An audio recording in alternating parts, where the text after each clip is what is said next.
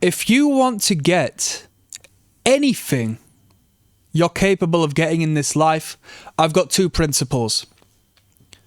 So listen in. This is if you want to attract the women, if you want to engage with women better, hell, even if you're the other way inclined, if you want to engage with men, right? This is still going to serve purpose, albeit there might be a separation of some degree of principle, but the root internally, the effect it's going to have on you is still going to remain the same. If you want to go and get the money, if you want to create and focus and establish a better reality for you that you wouldn't get otherwise, I've got two very important principles that are tried and tested, that are evolutionary, biologically sound. One of them being a little bit more unfamiliar than the other to the public. And this is it. The two main components of our essential protocol as a species is survival and procreation. And you can say, well, I don't want to have kids, man. I just want my gene pool to die off, man. I've been influenced to just die, man. Having kids in this economy? Well, good on you, because if you're considering the economy being a reason you're not having kids, it means you're to some degree intelligent. Don't get me wrong, you should still go out and have kids because it's your biological principle, but dumb people have more kids, generally speaking. So, good on you for actually being thoughtful. And that's facts. Stupid people have more children. That's facts, that's statistics, alright? I'm not saying who or where or what, I'm just saying that's the statistic. Low IQ people have more children. So, but then again, there's a bell curve, because those whom are the pimps in this game understand how important bloodline is, right? When you think of the people who really have power, who don't have to go to the bank, who don't have to deal with fiat finance and the illusion and the ploy that has been placed upon the world as a whole, we don't talk about them as race. We don't talk about them as skin colour. We don't talk about them as governments. We talk about them as families. Leading, ruling families. Powerful bloodlines. Yeah? Because they know what I'm about to tell you and the importance of procreation in an evolutionary biological existence. You're unfortunately stuck in the middle where you're umming and ahhing, thinking, I am a little bit selfish. I do have to work for this corporation for another 20 years before I might be financially feasible to do so. I'm not out competing the hidden tax of the economy, and oh my gosh, I hope the housing market crash. It's all illusion. It's false. It's false. So stop thinking that way. It's nonsense, right? So I'm going to give you some good game that is rooted in reality. There's two protocols, the survival and replication. Okay? When it comes to survival, what I'm going to teach you about upping the levels of your survival rating, which has a direct correlation with the sexual marketplace, yeah? Making you a more valuable man. When you up the survival mechanism, you naturally will up the procreation mechanism, okay? But I'm going to treat these two separate because I'm going to have two particular pieces of information. And you're saying, get to the information then. Okay. First rule, stop eating. Stop eating. Stop eating. Stop eating. Stop consuming what they give you. They give it to you for a reason. And you could eat clean, organic, but you still need to learn how to fast. And you need to learn how to fast for long periods of time. Okay? And I'm going to go into the details. Second, in regards to the procreation side of things, a little bit more of a reoccurrent theme for particular reasons, but you must stop expelling your seed. You must, as a man, stop ejaculating. Okay?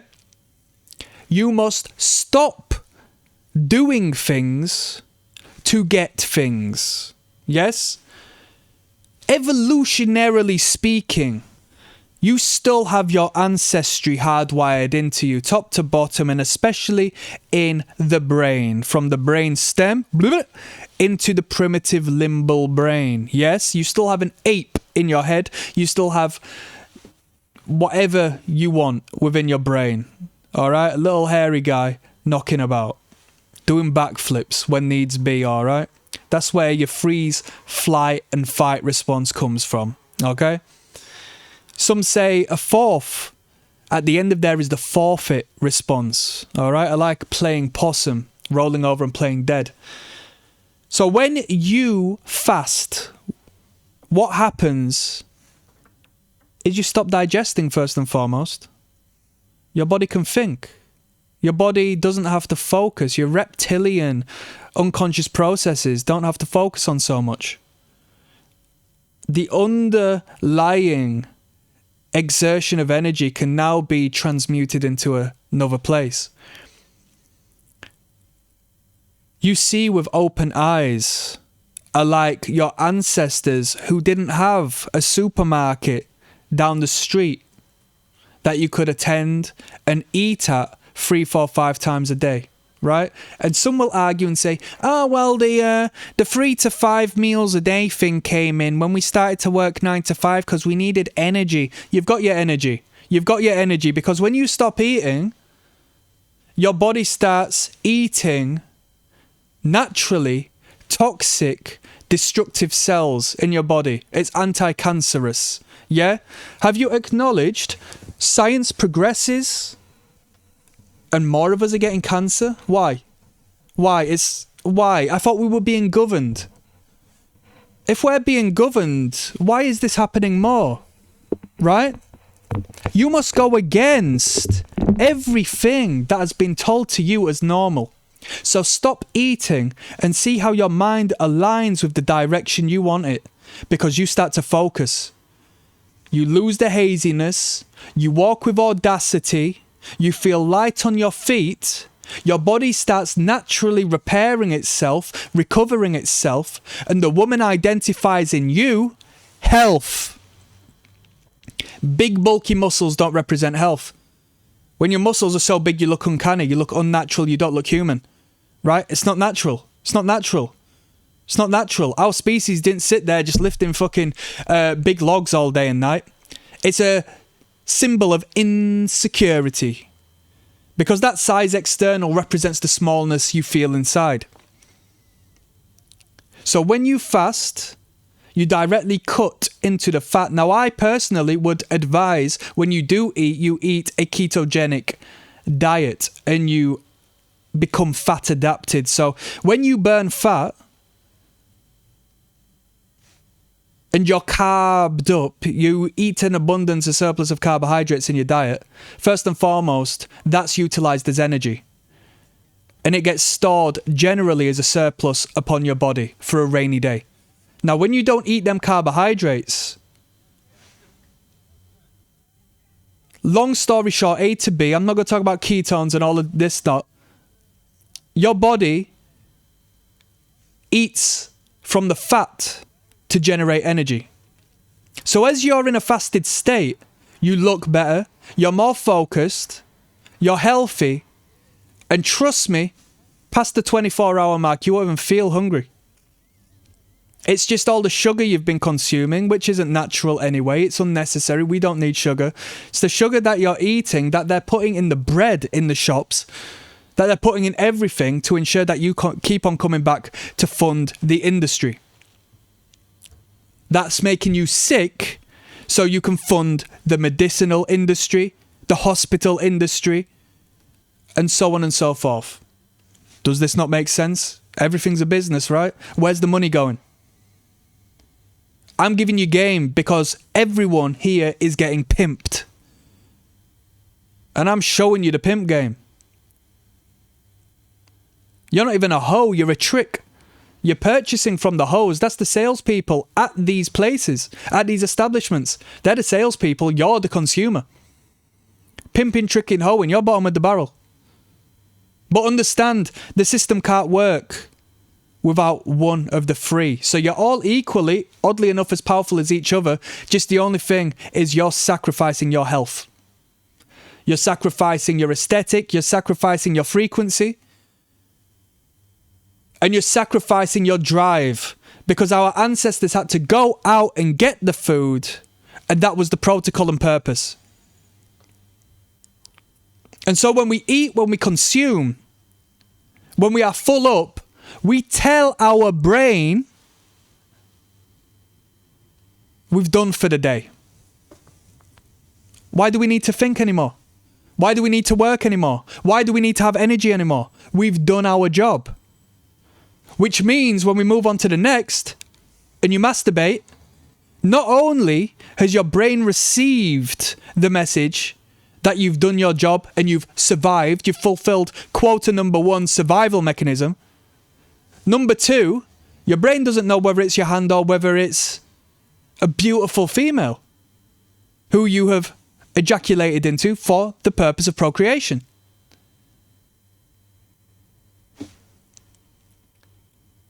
You're done. If you've eaten like your normal person and had a wank like your normal person, your brain don't want to do all, don't want to take action, don't want to have motion, has got no purpose, or at least has 50% of the purpose it would have given you put your brain in a state of needing food, wanting food. Put your brain in a state of wanting to procreate. Why are people having less kids? Because you're being influenced to not want to procreate. Oh, well, economy and all this and that. It's irrelevant. It's irrelevant. It's irrelevant. It's irrelevant. It's unnatural. Man and woman comes together, has a children. That's the way it's ever been since day one to you. And you're going to stop that right now. What a sad sack. For reasons that aren't even of your own. Seeds that have been planted in a hypnotic advertised means in your head. Truth. Truth. Particular agendas. When I say agenda, what comes to mind? I'm not going to talk about them. But what's the end result? No procreation?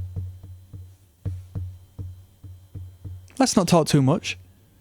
So, when you retain your seed, you tell your brain that I want to procreate. So in wanting to procreate, on an unconscious basis, you release, not only in a physical, but in a psychological and spiritual manner, a magnetic pull to the feminine that sees the masculine in you. If you are relieved of that which is your masculine essence, your masculine expression of sexuality to the deepest degree, if you have relieved yourself of your seed, why would the feminine be attracted to you? I don't care who you are.